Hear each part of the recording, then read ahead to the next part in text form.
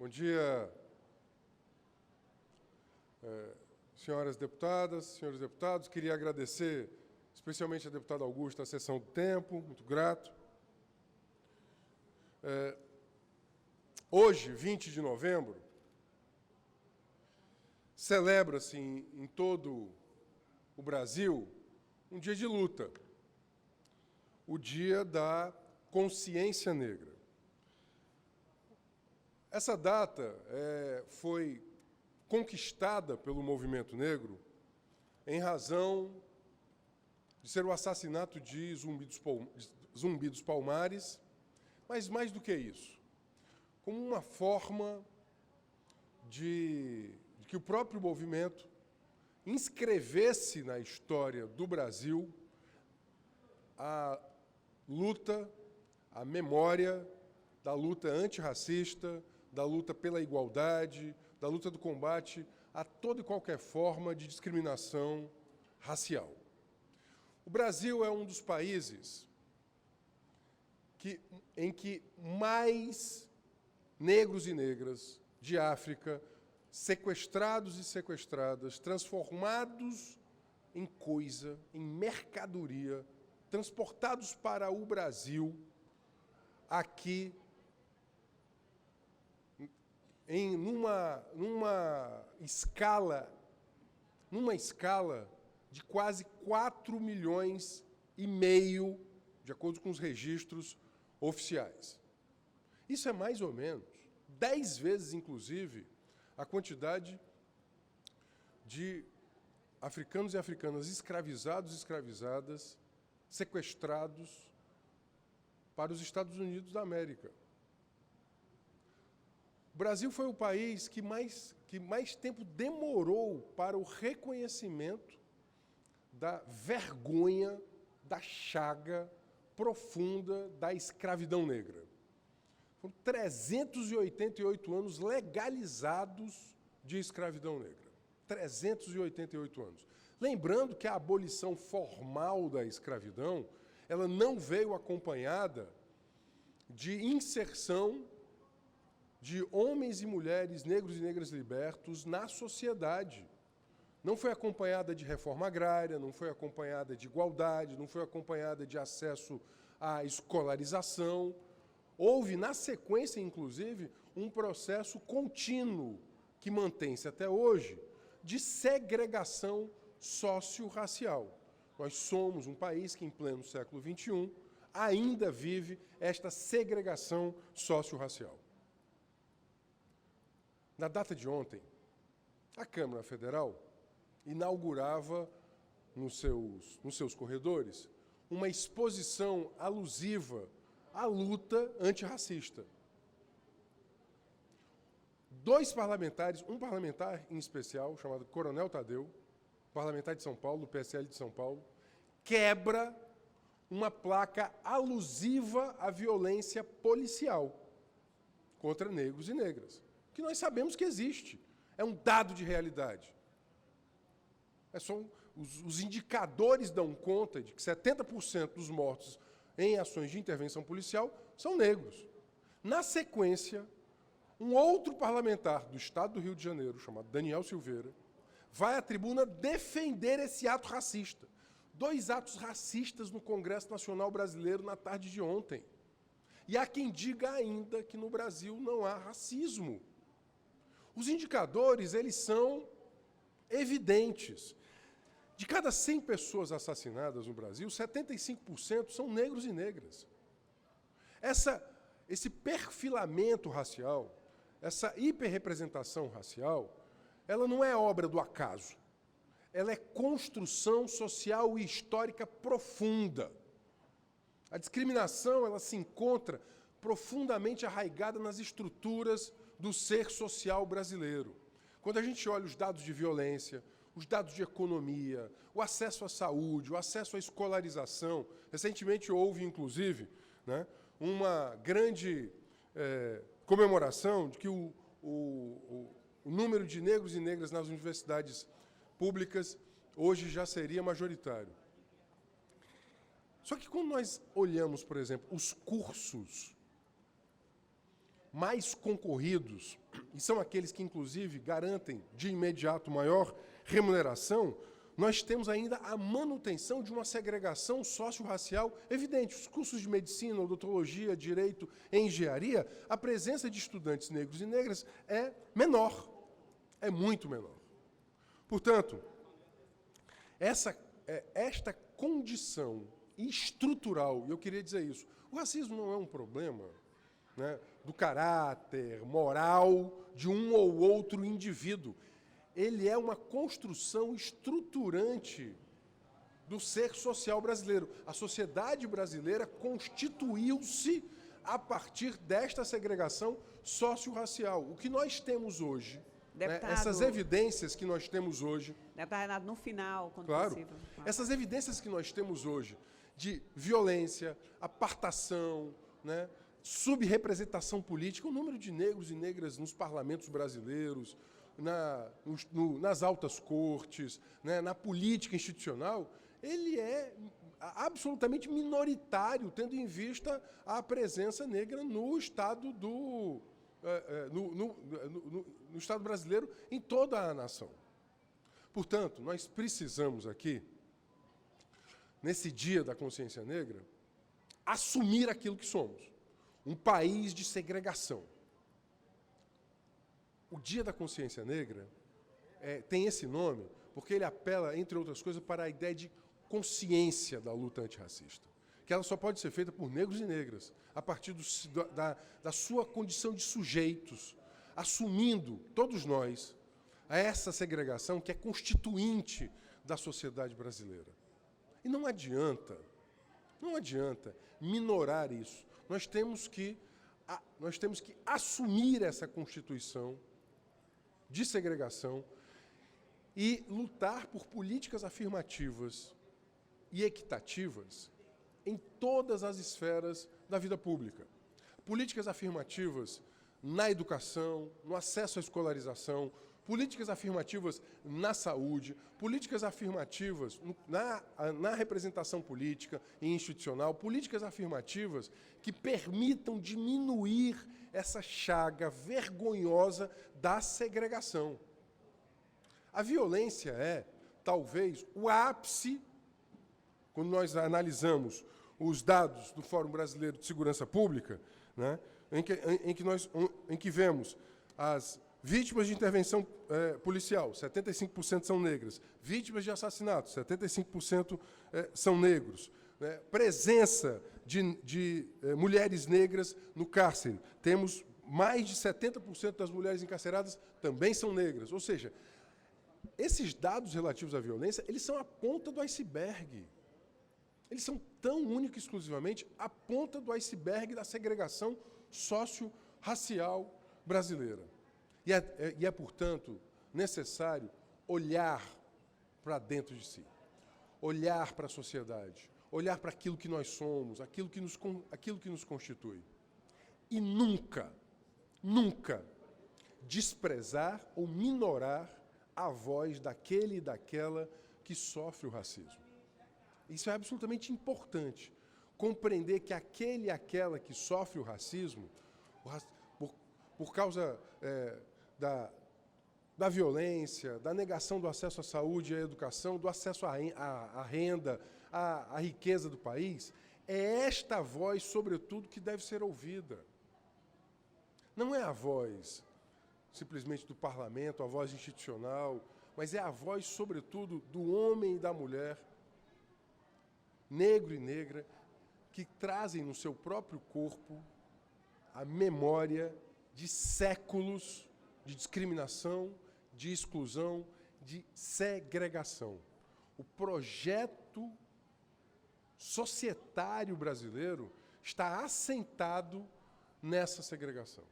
Portanto, nesse 20 de novembro, eu queria lembrar isso e dar esse exemplo daquilo que é de mais abjeto, nojento, vergonhoso, criminoso que aconteceu ontem no Parlamento Nacional Brasileiro. As imagens que nos chegaram, por via das redes sociais ou nas TVs, hoje eu assisti os telejornais, elas dão conta de que a elite política, a elite econômica brasileira, ela é uma elite racista.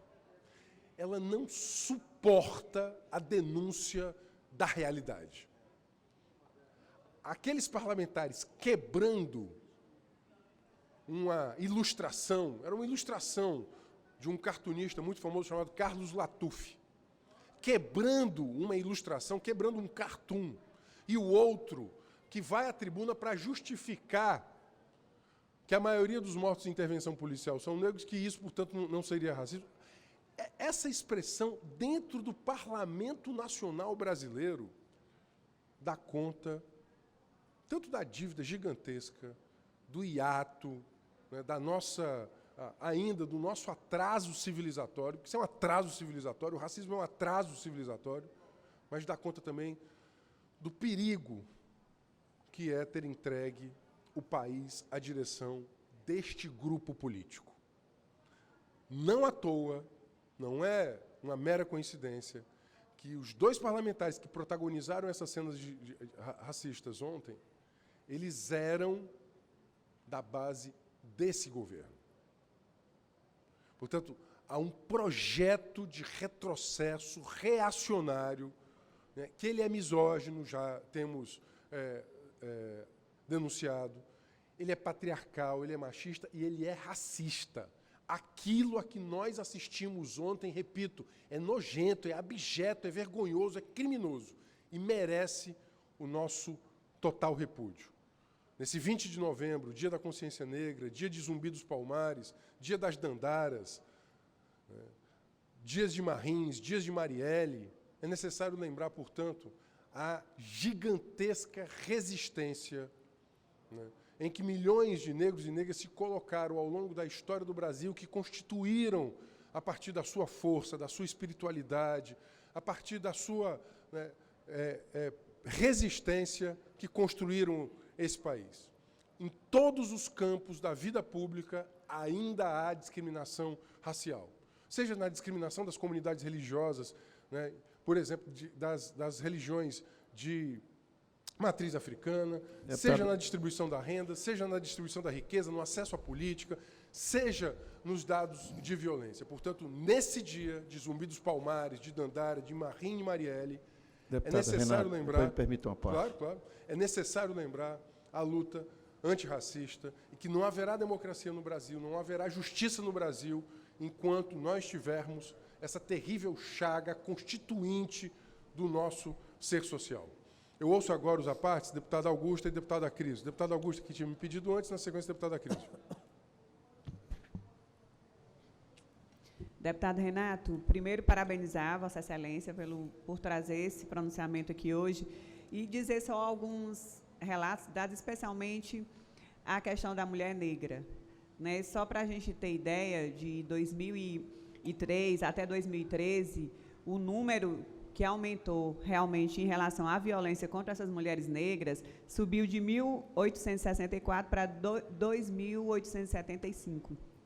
Enquanto essa proporção em relação às mulheres brancas, nesse mesmo período, diminuiu. E aí a gente fica pensando e se questionando até por que essa violência vem aumentando, especialmente em relação às mulheres negras, que já são aí, historicamente, como Vossa Excelência bem falou no seu pronunciamento, invisibilizadas e totalmente excluídas de qualquer processo que seja, que venha realmente a fazer um reconhecimento dela como uma pessoa, até como ser humano. Então, assim, 50% que foram assassinadas e são geralmente por seus familiares, companheiros e ex-companheiros, né? Então, essa violência contra essas mulheres negras, ela vem avançando, infelizmente, especialmente, acredito, pela questão específica do racismo também, né? Não só da questão da misoginia, também a questão do patriarcado, mas especialmente pela questão do racismo. Então, a gente tem que falar. E sem falar nas mulheres dos quilombolas, nossas mulheres guerreiras e lutadoras, que teve um aumento aí de 350% entre 2016 e 2017. E 2017 sendo um ano que teve mais violência contra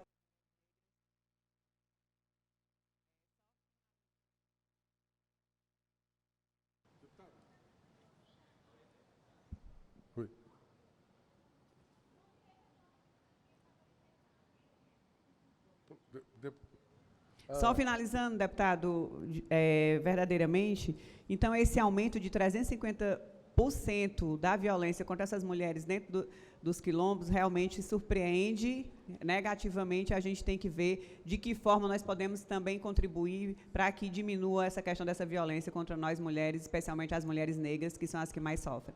Obrigado e parabéns pelo pronunciamento.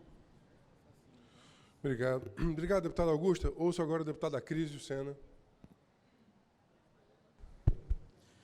Deputado Renato Rosena, eu queria reforçar e parabenizar também o Dia Nacional de Luta da Consciência Negra e pegar o argumento que a Augusta levanta, né? A violência contra as mulheres negras, crescimento da extrema pobreza, população parda e negra, jovens que nem estudam e nem trabalham, maioria negra. Então, isso, como Vossa Excelência fala, é um elemento estrutural da nossa formação econômica, política e social brasileira, que está, né, enraizada na nossa estrutura, perpassando pela colônia, pelo império e perpetrando ainda na República. Eu queria apenas dizer que hoje nós temos, nesse dia 20, né, um dia de resistência, de luta, em nome de todos aqueles e aquelas que tombaram, né, que se insurgem contra o racismo e que coloca na ordem do dia a necessidade de um país digno, justo e soberano com todas as etnias que nós vivemos hoje. Então, a fala que Vossa Excelência é muito pertinente, até porque o momento sombrio que nós vivemos na nossa conjuntura brasileira reacende de forma ainda mais intensa o próprio racismo e o preconceito. Então, queria parabenizar o pronunciamento de Vossa Excelência e dizer que todos nós, PT, PCdoB, PSOL e todos os partidos democráticos se somam à fala de Vossa Excelência. Parabéns. Obrigado. Eu só pediria mais um minuto, por gentileza, deputada Adelane. Agradecer ao deputado Acrísio e deputada Augusta. Veja, eu queria continuar insistindo no tema da desigualdade. Veja, ontem um parlamentar quis justificar que a maioria das vítimas de violência e de violência policial eram negras, né, dizendo são aqueles que mais estão nas comunidades. É exatamente isso. O racismo é isso. O racismo é uma ideologia que legitima a subordinação de um grupo em relação a outro. Portanto, o racismo ele naturaliza o pensamento. Ele naturaliza que o outro, por ser diferente, ele deve estar subordinado. Foi o que fez ontem o deputado federal na Câmara Federal. Tanto aquele que violentamente quebrou o cartoon do Latuf, como aquele que subiu para defender esse ato. 2 atos racistas. Eu quero dizer isso. A desigualdade econômica. No Brasil, não dá para separar classe e raça. Não dá. É impossível separar a desigualdade social e a desigualdade racial. Elas são intrincadas. E a de gênero também. Os dados do IBGE colocam que as mulheres negras, por exemplo, elas têm um rendimento 40% do que é o rendimento dos homens brancos, por exemplo. Ou seja, recebem 60% menos. Portanto, essa teia de desigualdade, quando ela é naturalizada, quando se acha que é assim porque é assim, isso é uma conduta racista. E, portanto, eu queria, aqui nesse 20 de novembro, dia de Zumbi dos Palmares, dia da resistência, elogiar os coletivos. Para concluir, deputado.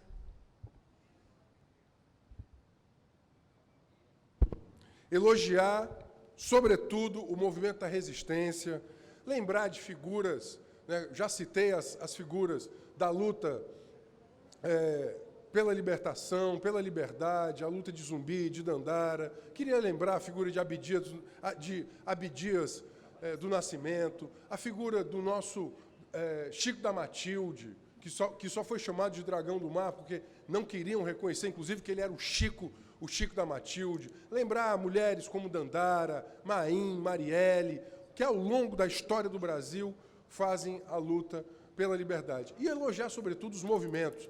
Queria destacar aqui o MNU, o Movimento Negro Unificado, né, na sua quase meio século de resistência e existência. Viva a luta do povo negro, abaixo toda e qualquer forma de racismo. Viva o 20 de novembro.